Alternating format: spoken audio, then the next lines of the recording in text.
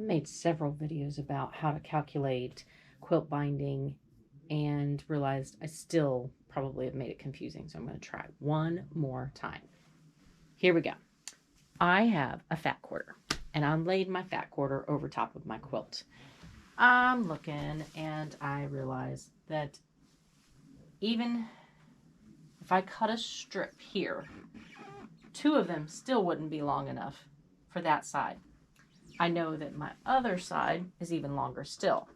So I would need 1, 2, 3, 4, 5, 6, 7, 8, 9, maybe 10 strips if I cut the fabric this way to bind this quilt.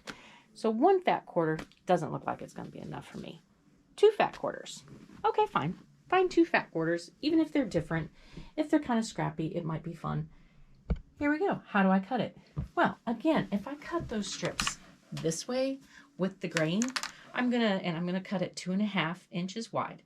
I'll do every 5 inches is 2 strips. So 2, 4,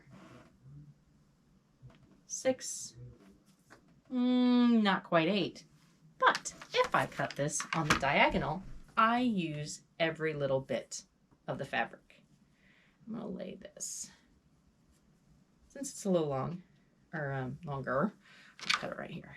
Right here. Yeah, it would be better to iron it, but I'm not. So I cut these strips on the diagonal. There is my first cut. Then I line up with my first cut at 2.5. And there. And one more. If I'm using 2 fabrics, I can even have 2 fat quarters. I can have them layered. All right. Now, here I have these nice diagonal cuts and strips. And I go to my, see how you find how they match up? Go to my sewing machine, lay that over here, have a little bit of a dog ear here, a little bit of dog ear here, and that is my sew line where they come together, right there. Now, I alternated. I found 2 that I liked. I alternated every other one.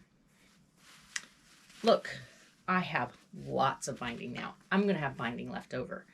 What am I going to do with leftover binding? I'll put it on a bib or a burp rag or just a teeny tiny little baby quilt. Scrappy's fun, and there's always a little project that needs a little bit of binding. So, no waste. And I used all the fabric instead of having, this is my waste piece. That's a lot less waste.